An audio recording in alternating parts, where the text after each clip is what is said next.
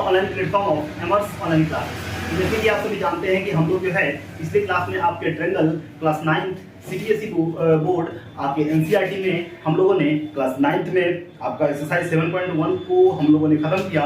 यानी आज की क्लास पे आपको 7.2 को करने के लिए, अगर 7.2 को करना है तो इसमें दो थ्योरम दिए हुए हैं, एक आपका 7.2 और एक आपका 7.3, उसको करना पड़ेगा। ठीक है, तो अगर ये दोनों आप थ्योरम को कर लेते हैं तो इस दोनों थ्योरम के हेल्प से आप 7.2 एक्सरसाइज को बिल्कुल आसानी से इजीली आप कर सकते हैं। ठीक है, काफी इजीली आप कर सकते हैं। तो आज की क्लास में हमको डिस्कस क्या करना है, तो आज की क्लास में आपको डिस्कस करना है एक्सरसाइज 7.2 को करने के लिए आपका थ्योरम 7.2 थ्योरम करेंगे। ठीक है, तो सबसे पहले आप क्या करते हैं ना, 7.2 थ्योरम क्या कहता है, तो 7.2 थ्योरम आपको बोला हुआ है कि एंगल अपोजिट टू द, क्या बोला हुआ है, अगर ये बोला हुआ है कि अगर कोई ट्रायंगल दिया हुआ है, उस ट्रायंगल में अगर उस ट्रायंगल के दो साइड इक्वल है तो उन दोनों साइड के जो ऑपोजिट एंगल्स होते हैं वो क्या होते हैं, इक्वल होते हैं। अब इसका मतलब क्या है, इसको कैसे समझेंगे, इसको कैसे एक्सप्लेनेशन करेंगे, इसको कैसे प्रूफ करेंगे, इसको जो है ना अभी हम क्या करेंगे, अभी ये जो थ्योरम है वीडियो को अब हम पॉज करेंगे, यहाँ पे वीडियो को पॉज करके और आपको जो 7.2 थ्योरम है उसको लिखेंगे और उसके अकॉर्डिंग हम प्रूव करेंगे। और प्रूव करने के बाद आपको पता चलेगा कि अगर किसी ट्रायंगल में दो साइड्स इक्वल है तो दोनों साइड के जो क्या बोल सकते हैं ऑपोजिट एंगल्स हैं वो क्या होते हैं, इक्वल होते हैं। तो चलिए पहले वीडियो को हम पॉज करके हम क्या करते हैं आपका देखते हैं। चलिए, तो अब यहाँ पे आपका जो थ्योरम दिया हुआ है वो क्या है, 7.2 थ्योरम दिया हुआ है। वो क्या है, angle opposite equal side of an isosceles triangle are equal. मतलब क्या बोला हुआ है कि सबसे पहले हम क्या करेंगे, एक आपको ट्रायंगल बनाएंगे जो कि क्या है, आइसोसेलेस ट्रायंगल है। ठीक है, और आपने जाना होगा कि आइसोसेलेस ट्रायंगल वैसे दो ट्रायंगल होते हैं जिनके कोई भी दो साइड्स क्या होते हैं, इक्वल होते हैं। कोई भी दो साइड्स क्या होते हैं, इक्वल होते हैं, उसे क्या कहते हैं, आइसोसेलेस ट्रायंगल कहते हैं। ठीक है, तो मान लेते हैं कि अगर AB BC के इक्वल है तो सबसे पहले करेंगे क्या, तो सबसे पहले लिखेंगे क्या, गिवन में क्या है, तो लिखेंगे ABC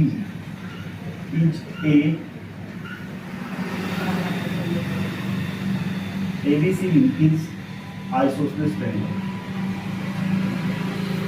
आइसोसेलेस ट्रायंगल ABC क्या है, आइसोसेलेस है। ठीक है, ट्रायंगल ABC क्या है, आइसोसेलेस इज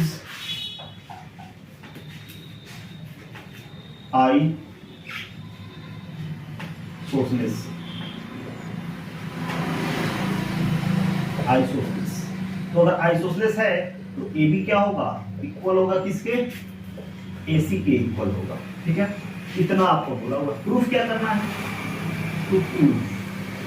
हमको ये प्रूफ करना है AC के कह कि angle opposite to equal side of a isosceles triangle are equal. मतलब अगर साइड इक्वल है तो उनके अपोजिट एंगल क्या होंगे, उस साइड के अपोजिट एंगल क्या होंगे, इक्वल होंगे। तो AC के अपोजिट एंगल कौन है, तो एंगल B, और AB के अपोजिट एंगल कौन है, तो एंगल C। ये क्या करना है, ये हमको प्रूफ करना है कि ये क्या है, इक्वल है। मतलब ये प्रूफ कर देना है कि एंगल B इक्वल है किसके, एंगल C के। यही हमको क्या कर देना है, प्रूफ कर देना है। ठीक है, या आप कह सकते हैं कि ABC एंगल ABC इक्वल है किसके, ACB के, एंगल ACB के। और दोनों का मतलब क्या है, सेम है कि कोई ट्रायंगल में बताया था कि जो आपका एंगल्स होते हैं उसमें हमेशा बात होता है किस एंगल का बात होता है, बीच एंगल का बात होता है। किस एंगल का बात होता है, बीच वाले एंगल्स का बात होता है। ठीक है, किस एंगल का बात होता है, तो होता है बीच वाले एंगल्स की हम क्या करते हैं, यहाँ पे बातें करते हैं। ठीक है, तो ये हमको क्या करना है, प्रूफ करना है। ठीक है, तो अब यहाँ पे प्रूफ करने के लिए हम पहले क्या करेंगे, यहाँ पे तो कंस्ट्रक्शन करेंगे। क्या कर रहे हैं, हमने यहाँ पे किया कंस्ट्रक्शन। अब कंस्ट्रक्शन में हम क्या करेंगे, तो हम लिखेंगे यहाँ पे कि AD इज द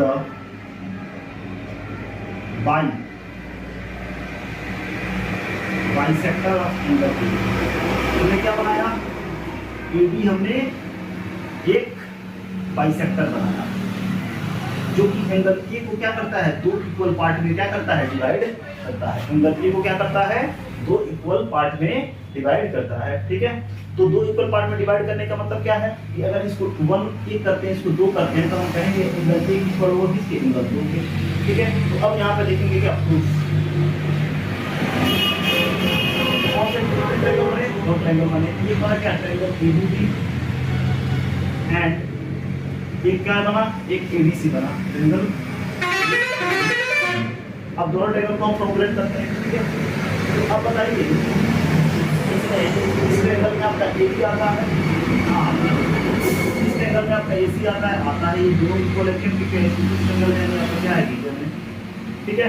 उसके बाद यहाँ पे एंगल A1 एंगल 2 के इक्वल आता है, एंगल 1 इक्वल होगा एंगल 2 के। क्यों, वाई कंस्ट्रक्शन, वाई कंस्ट्रक्शन हमने कंस्ट्रक्शन किया।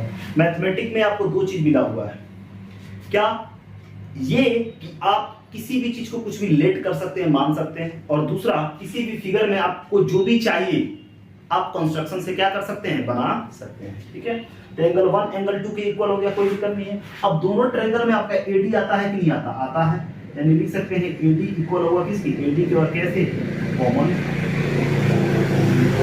ठीक है, कैसे कॉमन, इस तरह से हम क्या कह सकते हैं कि इसीलिए ट्रायंगल आपका एबीडी कॉन्ग्रुएंट होगा ट्रायंगल किसके, एबीसी के, और कैसे, साइड एंगल साइड, कैसे, साइड एंगल साइड रूल से। और इसलिए लिख सकते हैं कि आपका एंगल बी और एंगल सी, चाहे हम लिख सकते हैं angle B angle C equal होगा कैसे, सी की सी से, और इसी को हम कह सकते हैं क्या कि आपका एंगल एबीसी इक्वल होगा किसके, एंगल एसी बी के। दोनों का बात वही है, दोनों का मतलब यही है, सी की सी। ठीक है, बी का मतलब था बीच वाले एंगल का बात हो रहा है, इसी का बात हो रहा है, और सी का मतलब था ये एंगल सी का ही बात हो रहा है। ठीक है, तो दोनों का मतलब सेम है, कोई आपका बी और सी दे सकता है, कोई एबीसी और एसी भी दे सकता है, तो दोनों का मतलब क्या है, सेम है। तो यहाँ से क्या पता चला, यहाँ से हमने ये प्रूव कर दिया कि अगर किसी आइसोसेलेस ट्रायंगल में किसी भी ट्रायंगल में, या आइसोसेलेस ट्रायंगल कहते हैं, किसी भी ट्रायंगल के अगर दो साइड्स इक्वल हैं तो उनके ऑपोजिट एंगल्स भी क्या होते हैं, इक्वल होते हैं। मतलब अगर यहाँ पे हमने एक ट्रायंगल दिया पी क्यू आर में, ये पी क्यू इक्वल है किसके, पी आर के। ठीक है, अगर पी क्यू इक्वल है किसके, पी आर के, तो हम कह सकते हैं कि पी क्यू के सामने वाला एंगल आर इक्वल होगा, और पी आर के सामने वाला एंगल क्यू क्या होगा, इक्वल होगा। और रीजन क्या लेंगे, तो रीजन लेंगे क्या, वही क्या रीजन लेंगे, तो यहाँ पे हम रीजन दे सकते हैं क्या, आपका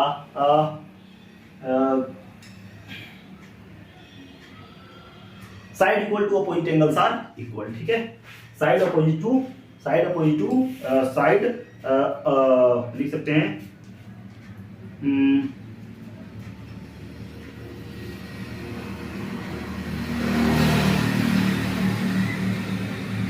side opposite to angles are equal लिख सकते हैं। क्या लिख सकते हैं, यहाँ पे लिख सकते हैं। ठीक है, क्या लिख सकते हैं, क्या बोल सकते हैं, angle opposite to equal side, angle opposite to equal sides are equal. यहाँ पे रीजन क्या लिखेंगे, angles opposite to equal sides are equal, reason ये डालेंगे। ठीक है, angle opposite to equal sides are equal, मतलब अगर साइड्स इक्वल हो, क्या हो, साइड्स इक्वल हो, तो इनके अपोजिट एंगल्स भी क्या होंगे, इक्वल होंगे। तो रीजन ये रहा। तो हम यहाँ पे लिखेंगे क्या कि अगर PQ PR जो है इक्वल है किसके, PQ के, तो PQ के सामने वाला एंगल R और PR का सामने वाला एंगल Q क्या होंगे, इक्वल होंगे। और रीजन क्या, angle opposite to equal sides are equal, ये आपका रीजन होगा। और इस तरह से हम लोगों ने आपका क्या बोलते हैं थ्योरम 7.2 जो है हम लोगों ने खत्म कर लिया। ठीक है, अब एक और थ्योरम बचता है क्या आपका थ्योरम 7.3 जो इसके जस्ट अपोजिट है। अब उसमें क्या बोलेगा, उसमें ये बोलेगा कि एंगल्स इक्वल हैं, आपको साइड को क्या करना है, प्रूव करना है। ठीक है, जस्ट अपोजिट। इसमें क्या था 7.2 में क्या था, 7.2 में ये था अगर साइड इक्वल है तो अपोजिट एंगल, साइड अगर इक्वल है तो अपोजिट एंगल्स भी क्या होंगे, इक्वल होंगे। 7.3 में क्या आएगा कि अगर एंगल्स इक्वल है तो उनके अपोजिट साइड क्या होंगे, इक्वल होंगे। तो उसको जो है ना हम अगले वीडियो में क्या करेंगे, उसको देखेंगे। ठीक है, अगर आपको यहाँ पे बात समझ में आई तो चैनल को सब्सक्राइब कीजिए, लाइक कीजिए और शेयर कीजिए। ठीक है, फिर मिलते हैं अगले क्लास में अगले वीडियो के साथ। Thank you.